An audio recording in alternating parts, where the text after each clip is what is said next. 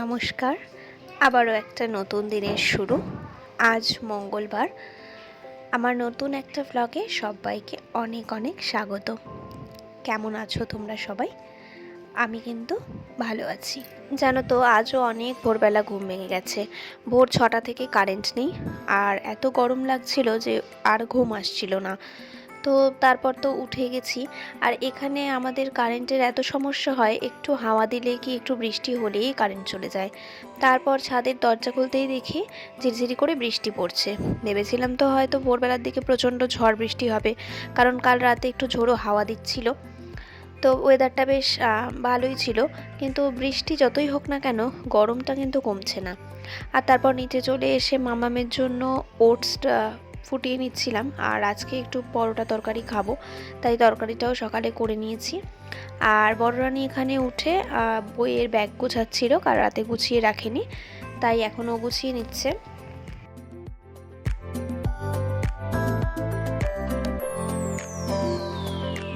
স্কুলের টিফিনের জন্য পরোটা বানাচ্ছিলাম, তরকারি দিয়ে দেবো আজকে টিফিনে।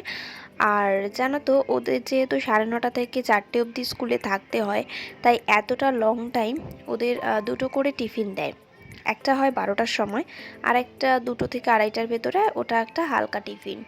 ওকে যতই দ্বিতীয় টিফিনটা দিই না কেন, আমি কোনো ফ্রুটস দিই, মানে বেশিরভাগই কলা, কারণ ও কলা খেতে ভালোবাসে।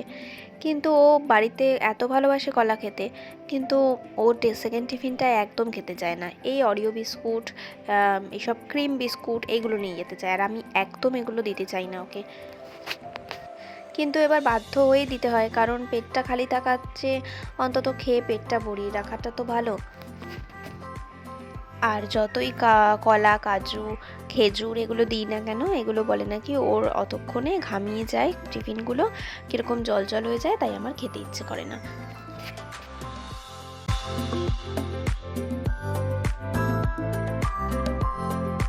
দেখো বৃষ্টির অবস্থা, বা এতক্ষণ ধরে ঝিরিঝিরি পড়ছিল, ঠিক স্কুলে যাওয়ার সময় কত জোরে বৃষ্টি হচ্ছে।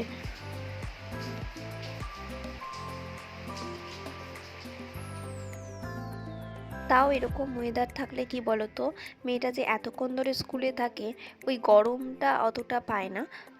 একটু ওয়েদারটা ভালো হলে কি ওদেরও একটু স্বস্তি বোধ হয়। আর যেদিন প্রচণ্ড গরম পড়ে, যখন মেয়েটা বাড়ি ফেরে, ওর মানে ওকে দেখলে এত কষ্ট হয়, ঘেমে নিয়ে স্নান হয়ে বাড়ি ফেরে। আর এই দেখো আমাদের কারেন্ট যাচ্ছে আর আসছে, সেই যে ভোরবেলা থেকে শুরু হয়েছে, এর মধ্যে যে কতবার গেল আর কতবার আসলো তার ঠিক নেই। সেই সকাল থেকে উঠে ওই অন্ধকারের মধ্যে পরোটা মেখেছি, তরকারি করেছি। অন্ধকারের মধ্যে এভাবে কাজ করতে ভালো লাগে বলো? দেখো কথা বলতে বলতে আবার কারেন্ট চলে এসছে, আবার কখন চলে যাবে তার ঠিক নেই।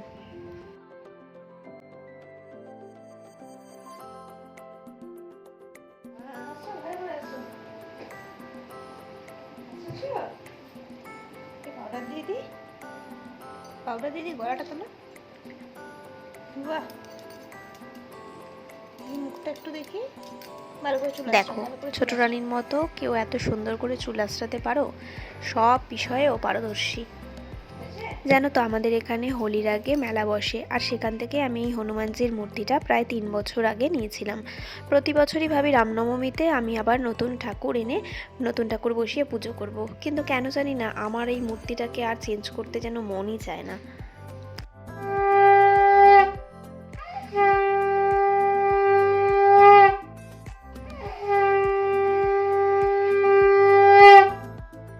আজ যেহেতু মঙ্গলবার, তাই আজকে নিরামিষ রান্না। পুঁই শাক কেটে রেখেছিল মা সমস্ত সবজি দিয়ে, তার সাথে কয়েকটা কাঁঠালের দানা দিয়ে দিয়েছিল। ওই কাঁঠালের বীজ দিয়ে পাঁচমিশালি তরকারি খেতে কিন্তু দারুণ লাগে বলো।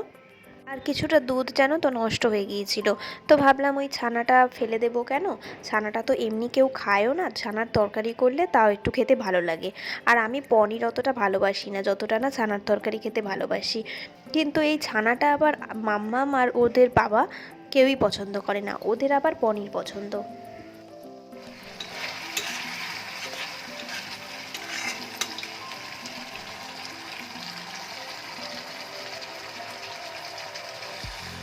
আর এদিকে এই পুঁই শাকটা রান্না করব বলে এখানে 5 ফোড়ন দিয়ে দিয়েছি, আর কয়েকটা কাঁচা লঙ্কা, শুকনো লঙ্কা সব ফোড়ন দিয়ে সমস্ত সবজি আর পুঁই শাক একসঙ্গেই দিয়ে দিয়েছি। আর এটার মধ্যে শুধু একটুখানি আদা বাটা দেব, যেহেতু নিরামিষ। এই পুঁই শাকটা জানো তো পেঁয়াজ দিয়ে খেতেও কিন্তু খুব ভালো লাগে। এই রান্নাটা আমি শিখেছি আমার বড় মামির কাছ থেকে। বড় মামি পেঁয়াজ দিয়ে পুঁই শাকটা বানায়, খুব ভালো হয় খেতে, আর আমিও একদিন করে দেখে। এই দেখো আমার ছানার তরকারি আর পুঁই শাকের তরকারি দুটোই হয়ে গেছে, আর করেছিলাম ডাল। জানো তো, মনের মধ্যে দৃঢ় ইচ্ছাশক্তি থাকলে তাই যে কোনো কাজকে জয় করা সম্ভব। তার অন্যতম উদাহরণ হলো মাম্মামের এই ছবি আঁকা। আমি মাম্মামকে কি বলি জানো, চেষ্টা করলে সবই সম্ভব। তোমার প্রত্যেকটা চেষ্টা তোমাকে জীবনে সাফল্যের পথে এক ধাপ এগিয়ে নিয়ে যাবে। তাই জীবনে সাফল্য পেতে হলে তোমাকে চেষ্টা চালিয়ে যেতে হবে। কেন বলি মামামকে এই কথাগুলো ভাবছো তো? মামাম না ড্রয়িং করতে খুব পছন্দ করে। ওকে কিন্তু আমি কোনো ড্রয়িং ক্লাসে দিইনি। ও মোবাইল থেকে ছবিগুলো কালেক্ট করে নিয়ে নিজের চেষ্টায় এগুলো করেছে। আর যেটুকু ও পেরেছে সেটুকুই আমাদের কাছে অনেক বড় প্রাপ্তি। তাই ওকে আমি এটাই বোঝাই যে দেখো, তুমি ড্রয়িং করতে পছন্দ করছো, তোমার মধ্যে সেই ইচ্ছেটা আছে বলেই তুমি না শিখেও কত সুন্দর চেষ্টা করে এগুলো করেছো। তাই যে কোনো কিছুতেই যদি তুমি ইচ্ছে শক্তিটাকে কাজে লাগাও, সব কাজই দেখবে সুন্দর হবে আর ভালো হবে। জানো তো, ও অনেক দিন ধরেই বলছে ওকে ড্রয়িং ক্লাসে দেওয়ার জন্য, কিন্তু পড়াশুনোর চাপে আর সময়ের অভাবে সেটাকে আমি আর করে উঠতে পারছি না। কিন্তু ওর এই আঁকাগুলো দেখার পর ভাবছি যে ওর এই উৎসাহটাকে দমিয়ে রাখাটা আমার ঠিক হচ্ছে না, বরং ওর এই উৎসাহটাকে আমাকেই আরও সহযোগিতা করে বাড়িয়ে তুলতে হবে। তাই সিদ্ধান্ত নিয়েছি যে ওকে একটা ড্রয়িং ক্লাসে আমাকে ভর্তি করতেই হবে। আর এইদিকে মেঘের অবস্থা দেখো, মাসি তো কতগুলো কাপড় কেচেছে আর সেগুলোকে ভাগ্যিস বাইরে দেয়নি, বুদ্ধি করে এই রেলিংগুলোতে দিয়ে গেছে। তাতে করে আমার বৃষ্টিতে কাপড়গুলোও ভেজে নিই আর জলটা ঝরে গেছে। এরপর আমি এগুলো নিয়ে গিয়ে ঘরে মেলে দিতে পারবো। আর এই বৃষ্টির দিনে ঘরের অবস্থা দেখো, চারদিকে দড়ি টাঙিয়ে এক গাদা জামা কাপড় এভাবে ফ্যানের তলায় শুকাতে হয়। দেখো এখন বিকেল 5টা বাজে, আর এদিকে বললাম যে সকাল থেকে আজকে এত কারেন্ট ডিস্টার্ব করছে। মেয়েটা স্কুল থেকে এসে একটু রেস্ট নিচ্ছে, দেখো আবার কারেন্ট চলে গেছে। এই গরমটার মধ্যে দুজনে শুয়ে কি করে ঘুমাচ্ছে। স্কুল থেকে এসে আধ ঘন্টা পায় রেস্ট, সেইটুকুও যদি ভালোভাবে রেস্ট না নিতে পারে তাহলে কীরকম লাগে বলো। একটু পরে আবার চলে আসবে স্যার। তো যাই হোক, আমি রাতে রান্না করব বলে চলে এসেছিলাম নিচে। তো আজকে যেহেতু নিরামিষ, রাতের এই খাওয়া নিয়ে খুব ঝামেলা হয়। তো সয়াবিনের প্যাকেট ছিল ঘরে একটা, তো ভাবলাম ওই নিরামিষ করে সয়াবিনই রান্না করে নিই। আগেই বলেছিলাম যে সয়াবিন আমার একদম ভালো লাগে না, যে পেঁয়াজ রসুন ছাড়া, কিন্তু কী আর করা যাবে। ওই একটুখানি আদা লঙ্কা টমেটো কুচি পেস্ট করে সয়াবিনটা রান্না করেছিলাম। নিরামিষের দিনগুলোতে দুপুরে যাই হোক তাও 2-3 পদ থাকে, এটা ওটা দিয়ে খাওয়া হয়ে যায়, কিন্তু এই রাতে হয়ে যায় চিন্তা কি করব। তো যাই হোক, আজকে সয়াবিনটা দিয়েই কোনো রকমে খেয়ে নিতে হবে। আজকের ব্লগটা আপাতত এখানেই শেষ করছি। দেখা হবে আবার নতুন কোনো ব্লগে। ততক্ষণের জন্য তোমরা ভালো থেকো, সুস্থ থেকো, আর আমার চ্যানেলটাকে সাবস্ক্রাইব করে অবশ্যই আমার পাশে থেকো। আর ব্লগটা কেমন লাগলো সেটা জানাতে কিন্তু ভুলো না। চলো, টাটা।